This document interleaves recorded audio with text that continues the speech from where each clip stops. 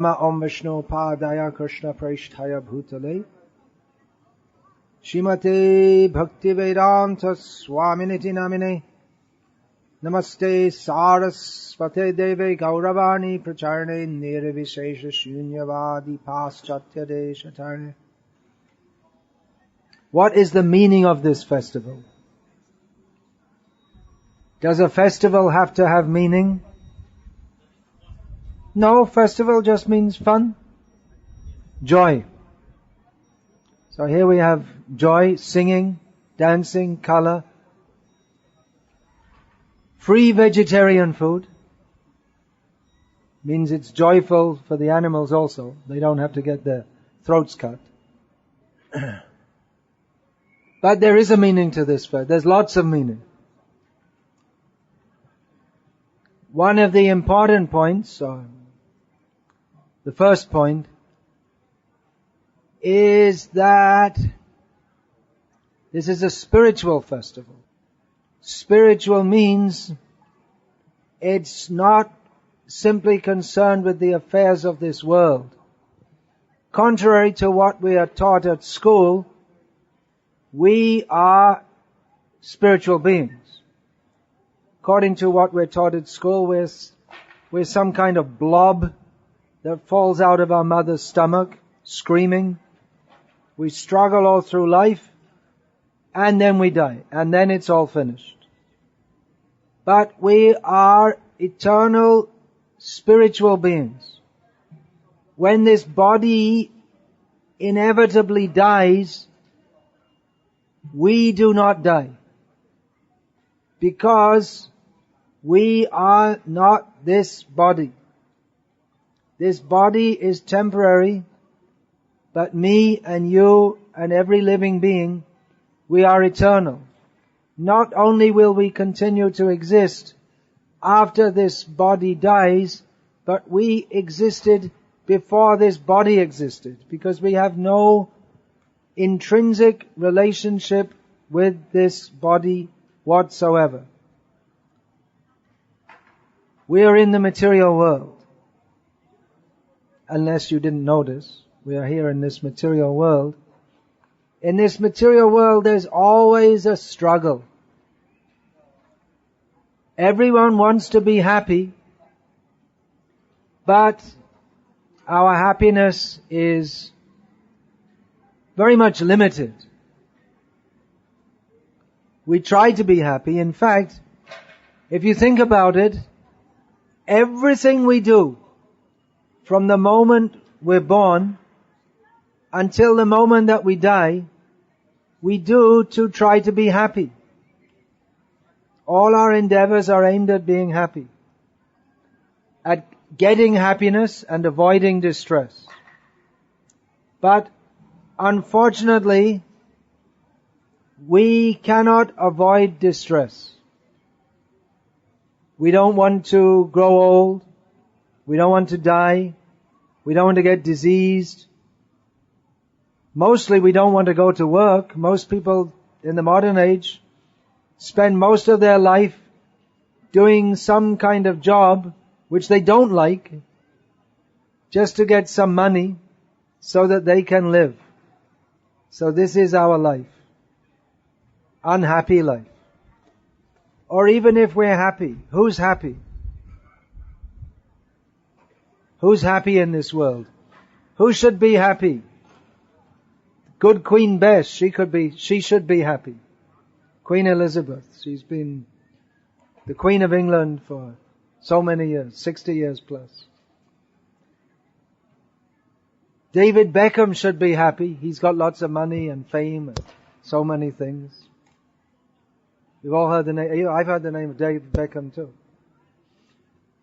But whoever we may be, however much money we may have, however famous we may be, however many facilities we may have for happiness, no one is fully happy in this world. And, okay, thank you. Making me happy, thank you. And even if we do have some measure of happiness, the inexorable wheel of fate forces us to leave this world, this body, and we don't know where we go. Wait a minute, this is supposed to be a festival. We're supposed to be happy, right? What am I talking all this miserable stuff for? Well, if you're going to be happy, we should know how to be happy and to get free from happiness. We're all in ignorance because we all want to be happy, but we're not happy. That means that we don't know how to be happy. By nature, we are happy beings. Spiritual means happy. That's our very nature. That's why we always try to be happy, because we're meant to be happy.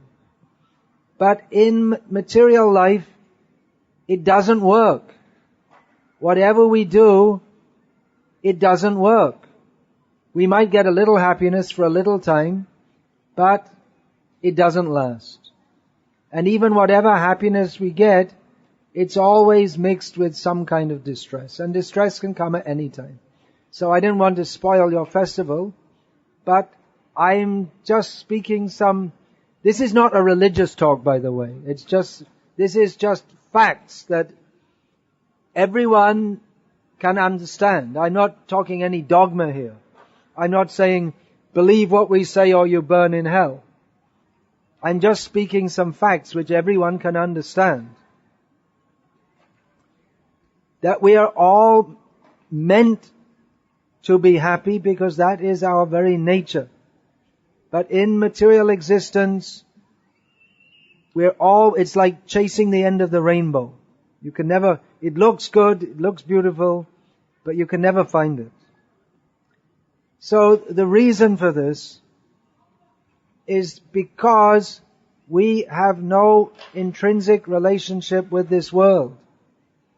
We are spiritual beings. Spiritual means, in technical terms, Sat, Chit, Ananda. Sat means that we are by nature eternal. Chit means that we are conscious. And Ananda means that we are blissful. This is the nature of spiritual reality. Eternal, conscious, or knowledgeable, and happy. Material existence is just the opposite. Everything here is temporary. The nature of matter, that's something, matter. You can bang it as much as you like. It might break, but it won't protest because there's no sensation of pain. There's no consciousness. And because there's no consciousness, there's no question of happiness. But we are spiritual beings. Everything that is living is conscious. Everything that is living has the nature to be happy, to want to be happy. So we're distinguished from matter, but we have this difference with matter also, that we are eternal. This body is temporary. Since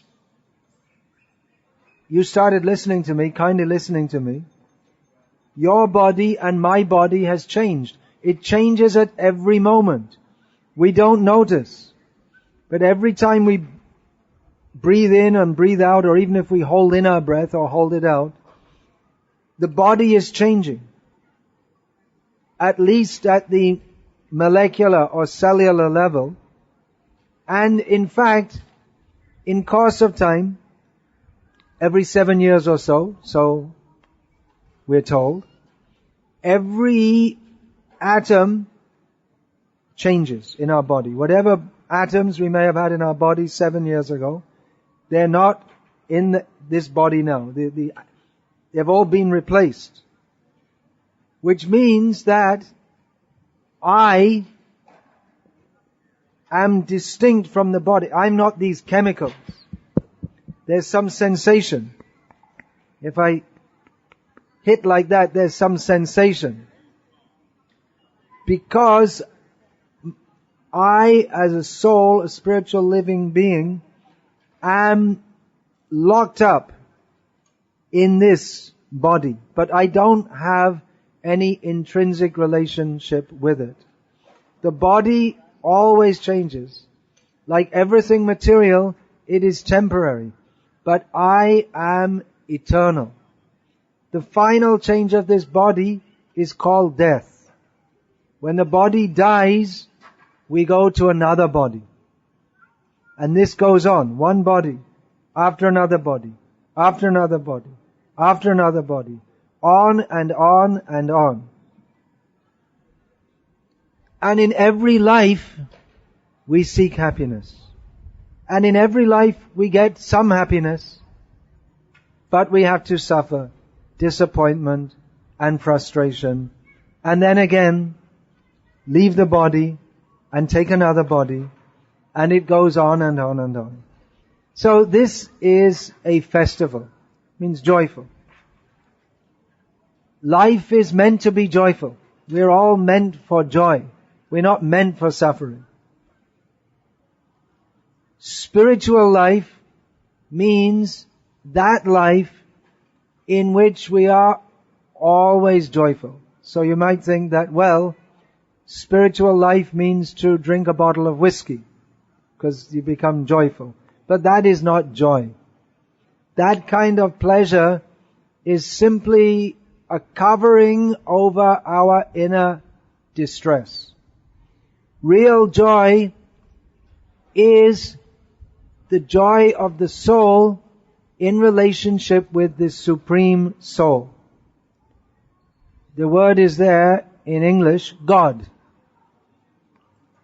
Unfortunately, the general impression that people have of God is someone to be feared. We are told that we should fear God. Well, God is very powerful, no doubt. But God means not powerful like some bully, but very powerful, loving, joyful. God is the Supreme Soul, so He's the Supreme Joyful, the Supreme Loving. Speaking about joy, the joy of spiritual life, I'd said that drinking whiskey does not give us joy. We might think, well, it seems like that to me. If we think like that, that means that we're out of contact with our own soul. We don't know what joy is. Joy is on the spiritual platform. That means soul to soul love. Love is the real joy. When we don't have that love, then we try to get joy from, for instance, whiskey, or getting more money, or a big car, or there's so many things. This whole modern civilization is developed on the basis of developing all kinds of different things, so many different diversions. Here we have a school of music. Here we have a football museum.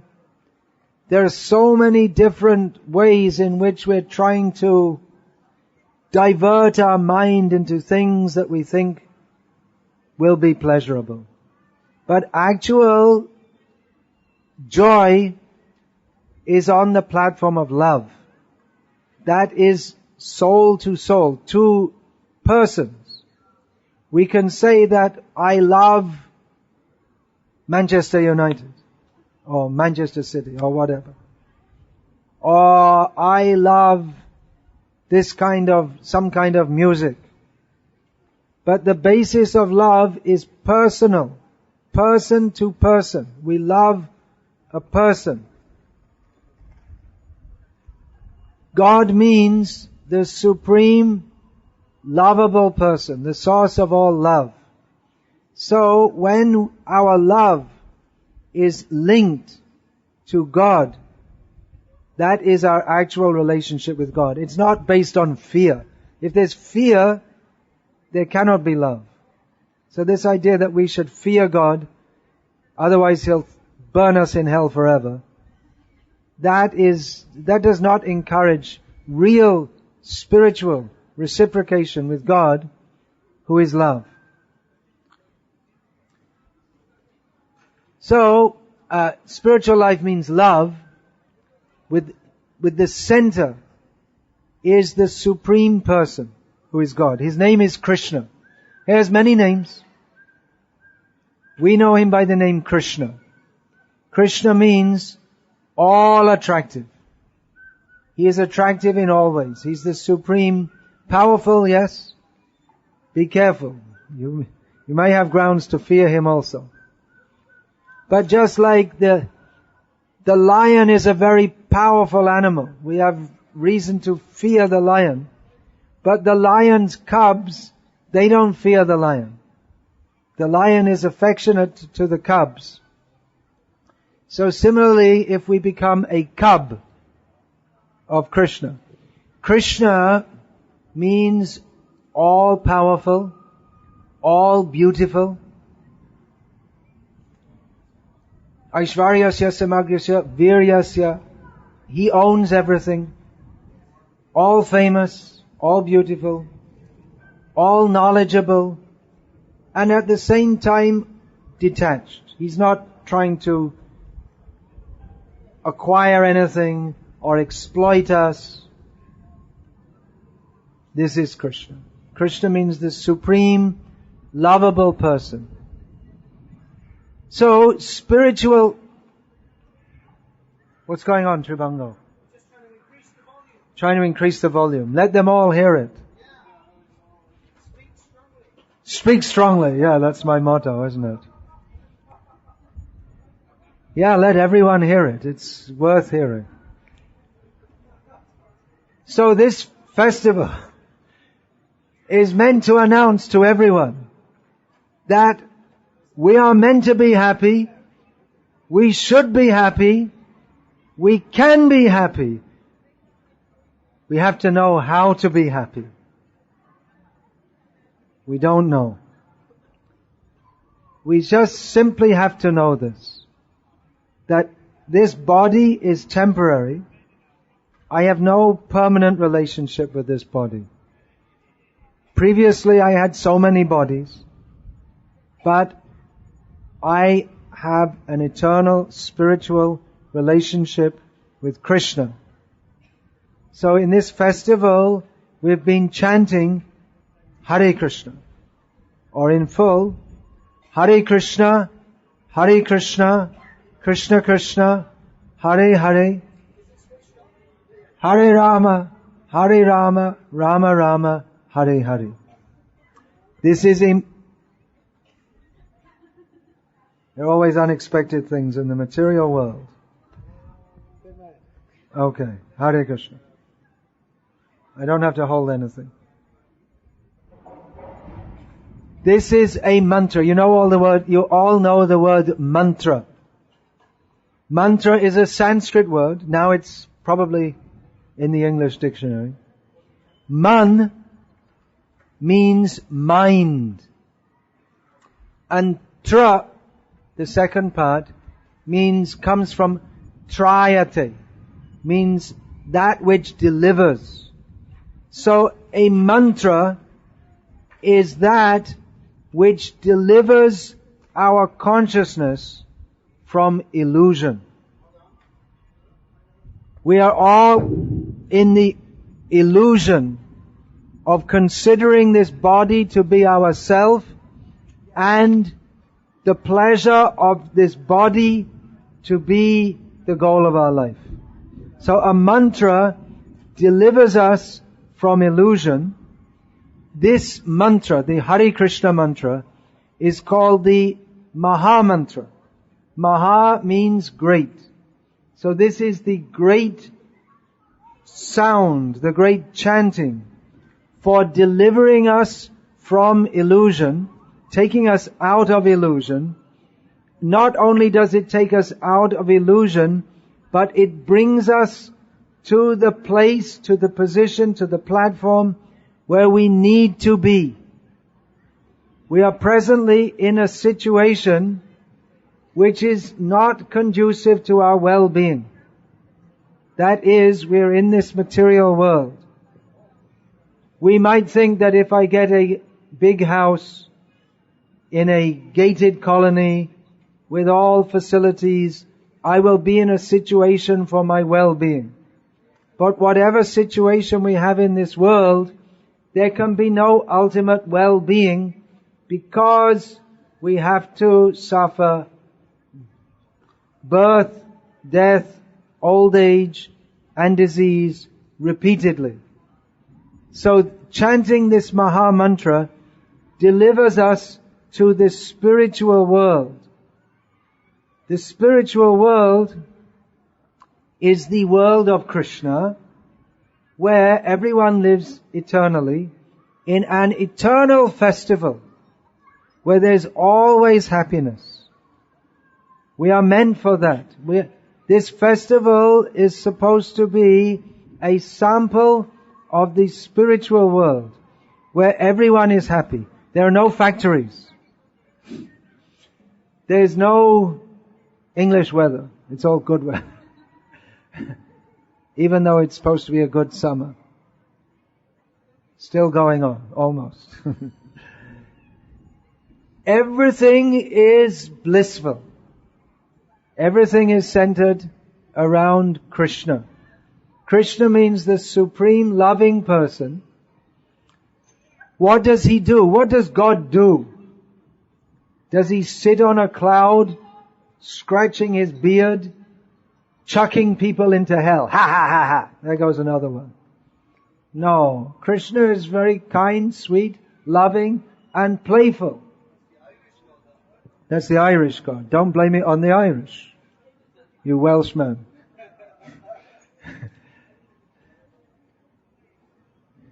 Krishna is all loving, all sweet, and very playful.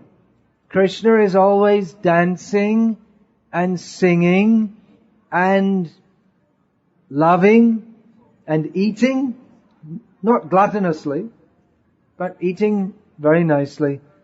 This material world is simply a reflection of the spiritual world. Whatever nice things we do here, it's all done in the spiritual world, but there's no bad things in the spiritual world. So, the Maha Mantra, chanting this mantra, delivers us from all our ignorance and anxiety and illusion and material attachments and distress, and delivers us to the spiritual world. Krishna mantra hoite hobe, sangsara mochan. The first effect of chanting this Krishna mantra is that we get released from the material condition of birth and death. And Krishna nama hoite pabe Krishna charan. Then chanting this mantra delivers us to the lotus feet of Krishna in the spiritual world. Krishna is here also. Krishna is everywhere. Krishna, that's the basic definition of God. He is omnipresent, omniscient, omnipotent. He's not an omnivore. He's a vegetarian. So Krishna is everywhere. And if we chant Hare Krishna, then the first effect is, if we regularly chant this Hare Krishna mantra, then the first effect is that our heart will be cleansed. God is in our heart. Krishna is in everyone's heart. He's in everyone's atom. He's in every atom. He's between the atoms. Krishna is that unifying principle of everything that the scientists will never find. You can make as powerful a microscope as you like, and as powerful a telescope, and you can apply your intelligence, but you won't find Krishna, because Krishna cannot be found by any material means, not simply by exercise of our intelligence. A little faith is required that there is God, that life is not simply working, living, dying. It's not just some combination of chemicals. There is God. Krishna is everywhere. And we can contact Krishna by chanting this Maha Mantra. We can begin to perceive Krishna in our life, Krishna everywhere. Chanting this Maha Mantra, it cleans the heart.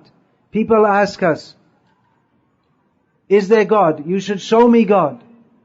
If you don't show me God, why should I believe in Him? But to see God, we can all see God, but some qualification is required. God means all pure. So if our heart is not pure, then we cannot contact God. We may even think that there is no God. What do we need God for? Well, we get our food at Tesco and we watch the TV, and what do we need God for? Where does God come into it? If we think like this, that means we're out of touch with our own very self. Because our own very self is intimately related with God. That is the very meaning of our being.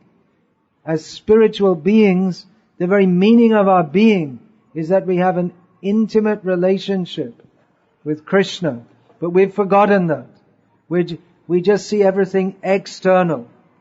We think if I can bring more and more things to fill up my house, that will fulfill me. We get more and more and more things, but there's nothing inside. Empty inside. So, purification is required. We can all see God. Why not? But we have to become pure.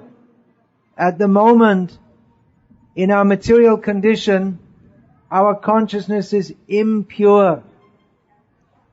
Impure means we have so many material desires. I want this, I want that, I want something. With the idea that if I get more, I'll be more fulfilled. I'll be better than others. If I have a Mercedes car, I'm better than someone with a Volkswagen car. If I have the latest fashion clothing, I'm better than someone who doesn't. If I earn as much as a football player, then I'm better than the people who are watching them in the stands. So the very idea that I need to get this and I need to get that and I need more and more and more, it is an impurity. This very conception, it covers our pure, natural, spiritual consciousness. It is a contamination. So there's desire, karma, material desire. And when that is intensified, that becomes greed. So lust, greed, anger and frustration, these go together. Anger and frustration. Among some people, to be angry is considered a good quality.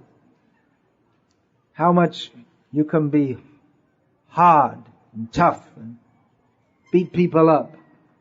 This is not a good quality. This is contamination on the soul. So anger comes out of frustration when we desire to be happy, but we're not. And then we become angry. Anger can be an almost permanent situation. You always feel angry, feel frustrated. Why is the world against me? Why is everyone against me? I want so many things. I don't get it. I'm always feeling angry. Illusion. This is another contamination on the soul. We don't know who we are. We never think, who am I? We just presume, I have my name on my passport, and that's me. If we are, who are you? Your name is such and such. You got that name, someone gave you that, your parents gave you that name. But is that you? It's written in the passport, born in the year 1990, something like this.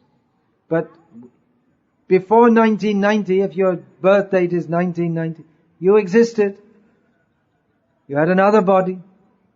Now you have a body with a certain name, and because we're in this body, and it has a certain name, and I was born in England, so I think I must be English. But we don't really know who we are at all. We just think, I'm this body, and that's me. And we never inquire into it. And we're told at school that we're just a bunch of chemicals. There was some, long ago, there was nothing. Then there was a big bang. Then there was everything. And eventually all these chemicals bubbled up in a big primordial soup. And after some time, some monkeys jumped out. And that was my great-grandfather. And here we all are today. So we presume that, well, they told us in school it must be right.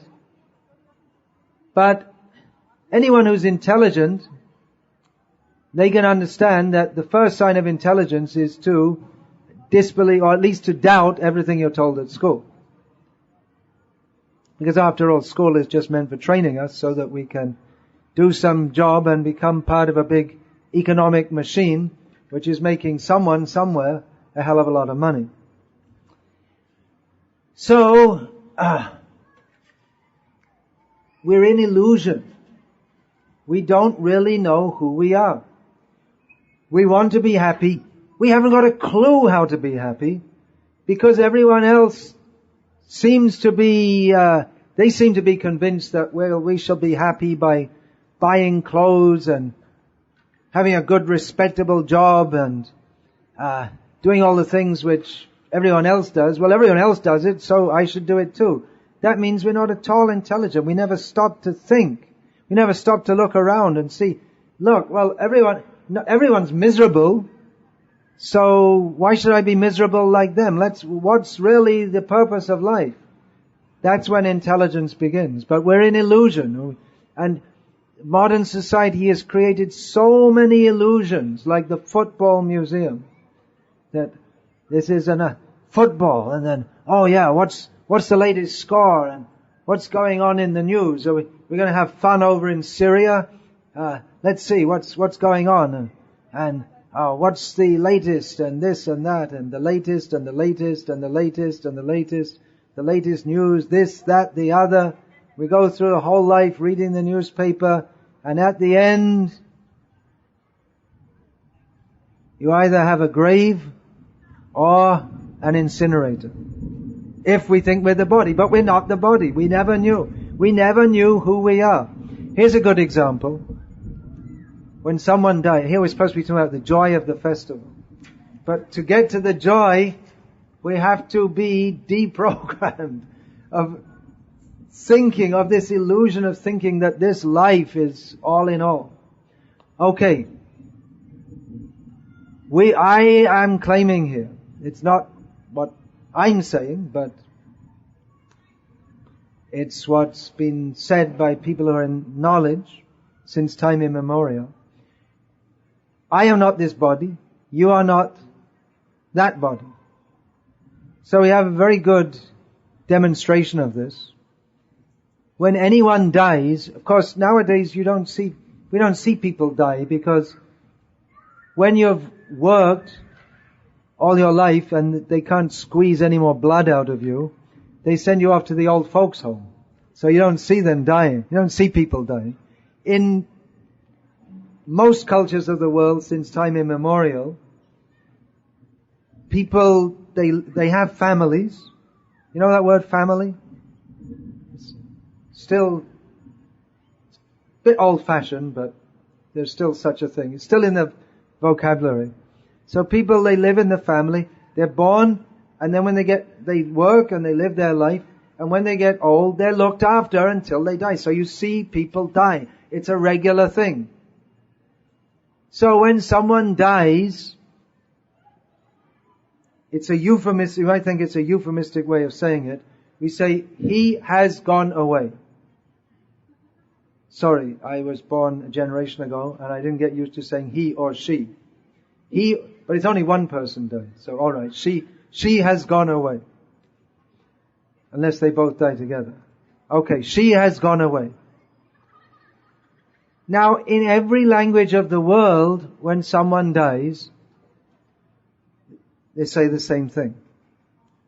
I don't know every language of the world, but I'm pretty sure whatever language anyone here may speak apart from English,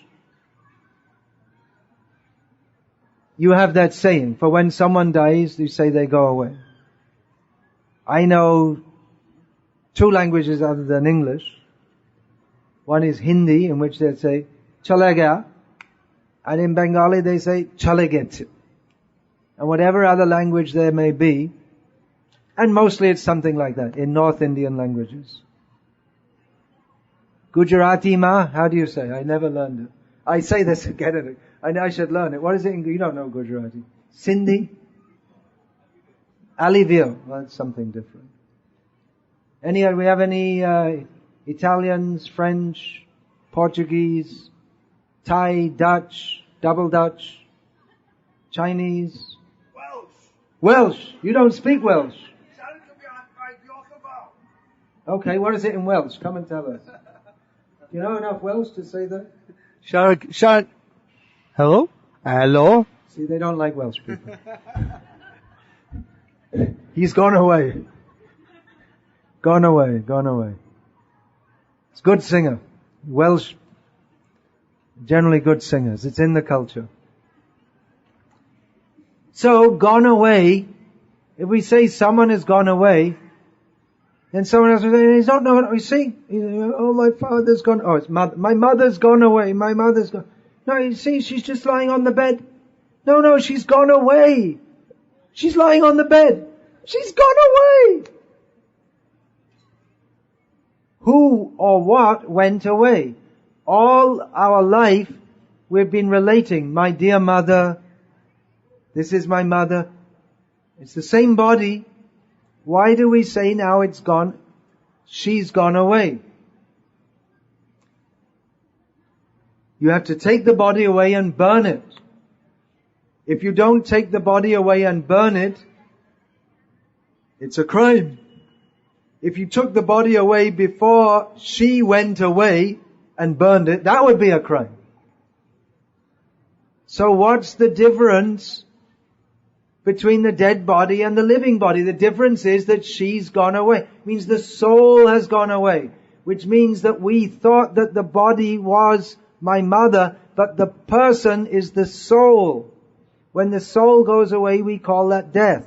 But when we say gone away, that means that we know, we feel that the person still exists. No one has actually died. Only the body has changed, that's all. Just like I was saying, every 7 years, all the atoms in our body change. So the body is always changing. And the final change is called death. But it's only a change of chemicals. It's only the chemicals are changing. But the person stays the same. So this is the illusion that we don't know who we actually are. So I was talking about all the contaminations on the soul, the contaminations by which we cannot see God. So there is material desire, there is greed, there is anger or frustration, there is illusion, there is pride, there is envy, there's pride. We like to think, I'm better than someone else. I'm better than others. Let me show myself to be others. And better than others. And there's envy. If someone is clearly better than us or has something better than us, we feel envy. So these are all contaminations that cover our consciousness. And because of this, we cannot see God. We cannot understand God. We do not even know who we are. We're out of contact with our real spiritual nature, our real pure and happy nature. So chanting this Hare Krishna mantra, it's a prayer to Krishna, and the effect of that is, the first effect of that is that it cleans our consciousness. This is called yoga. Yoga, generally we think yoga means some exercises. But the core meaning of the word yoga is to link. To link up, like the word yoke. That's almost archaic word. Of course there's egg yolk, but that's something completely different, spelled differently. This yoke is used in the sense of yoking animals to a cart or a plow. They're yoked up. The bulls or the horses, they're yoked. So yoga means to yoke. It means to link up. Yoga means to link with God. So chanting this Hare Krishna mantra, that links us with God. It's a gradual process because we can relate with God, with Krishna, as much as we are prepared to accept Him.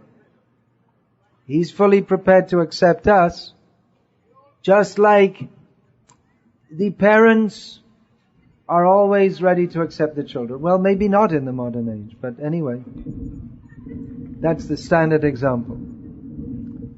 But we are not fully ready to accept God, because from time immemorial, not just in this life, but from life after life, life after life after life, we've been cultivating in our hearts, instead of cultivating love of God, we've been cultivating material desires, greed, anger, illusion, envy, pride, and we take that to be normal.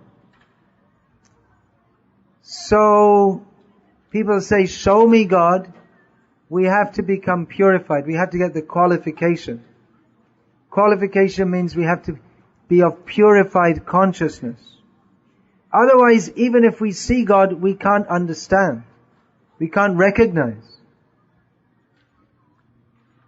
Just like we can't meet the Prime Minister. He's a much bigger person than us. So I may say, I don't believe there's any Prime Minister of the United Kingdom. Show him to me. So he may say, okay, but you have to make an appointment, and I'm not sure if he'll see us. We have to have some qualification. You have to be, you also have to be a Prime Minister of some country, or a big shot in a corporation, or something like this, to meet such an important person. So we have to get some qualification. The qualification to see God is that we have to have pure consciousness. And also, we have to have knowledge of who is God, otherwise we won't recognize Him. Now probably almost everyone here, if they saw a photo of the current Prime Minister of the United Kingdom, they would recognize, oh, that's a photo of David Cameron. But maybe someone doesn't, and then he might be introduced to the Prime Minister and say, well, what do you mean it's Prime Minister? Looks like an ordinary person to me. If you don't know who the Prime Minister is, you could see him directly, but you wouldn't recognize him. So to see God, we have to know who He is. Because He's also a person. He's the Supreme Person. But if we don't have knowledge of Him, it might seem to us that He's just an ordinary person. If you see the Prime Minister, you might think He's an ordinary person. In many ways, He is. I mean, despite all His responsibilities, I'm sure He brushes His teeth in the morning and takes a shave. So in many ways, He's like an ordinary person. But in other ways, He's not at all an ordinary person. He's an extraordinary person. I'm just giving a mundane example. I'm not doing a plug for the Conservative Party or for the British political system. I'm just giving it as an example. So, to see God, we have to get the qualification, which means purification of consciousness. And we have to know something about God. Otherwise, if we see Him, we may not recognize Him at all. So chanting this Hare Krishna mantra, that gives us with regular practice, that purifies the heart. Because by chanting the name of Krishna, Hare Krishna, Krishna Krishna, Hare Hare, Hare Rama, Rama Rama, Hare Hare. That name of God, that name of Krishna, it is a mantra. It is not an ordinary sound. It has an effect on the mind. It purifies the mind, delivers the mind from lust, anger, greed, pride, envy, illusion, and all the contaminations on the heart, that purifies us, and that awakens our dormant, natural attraction to Krishna. Krishna means all attractive. Our nature is to be attracted to Krishna, to love Krishna. But because we're trying to be happy, forgetting Krishna, we've forgotten Krishna, so we don't feel any attraction. That is an unnatural situation. By chanting the names of Krishna, that purifies the heart. The consciousness becomes purified. That is the first effect of chanting the Hare Krishna mantra. This chanting of Hare Krishna, this should be accompanied by acquiring knowledge, spiritual knowledge. Spiritual knowledge means knowledge of who we are, what we are meant for, what is our real life, who is God, what is our relationship with God, why we are suffering in this material world, how we can get free from it. It is a great subject, this spiritual knowledge. So when we have that knowledge, then we can see with the eyes of spiritual knowledge. We all see the world, but we don't just see it with our eyes. We all see it through a world view. We all have some philosophy or other. Most people don't have any specific philosophy. They just live their lives. But even without a specific philosophy, every human being has a world view. A rationalization of everything. Everything we see, we fit it into a category within our mind. We judge it according to our world view. Now, if our world view is eat, drink, be merry and enjoy, for tomorrow we are all dead, then we will see the world like that. Everything here in this world, we will think, is meant for me to enjoy. Let me enjoy it as much as I can. Because anyway, I'm going to be dead, so let me enjoy while I can. So that's one kind of worldview. There are other worldviews also. Some people think that I believe in God, and I am saved, and everyone who doesn't have the same dogmatic belief as I do will have to burn in hell forever. And they see the world through this worldview, that my job in this world is to go and catch people and save them from the all-merciful, loving God throwing us into hell forever without any hope of redemption. So this is one kind of worldview. And there are nuances on our worldview also. Just like people in Britain who are British, they think, I am British.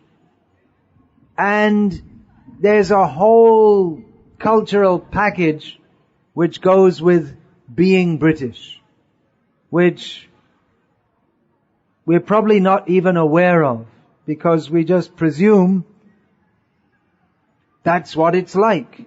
This is, what's that? I should stop speaking.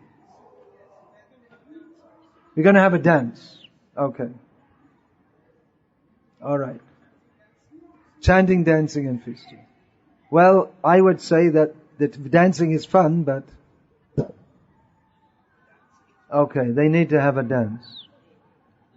I would say this is more important, but that's my worldview. I think that the philosophy and communicating it is very important. I have to stop. Okay, it's gone from a request to an order. Very quickly. Alright, well, this is important. It is the most important thing to understand who we are as spiritual beings. What is our real purpose in life? So, please take a book. We have books over here which discuss all these points. Alright, Hare Krishna.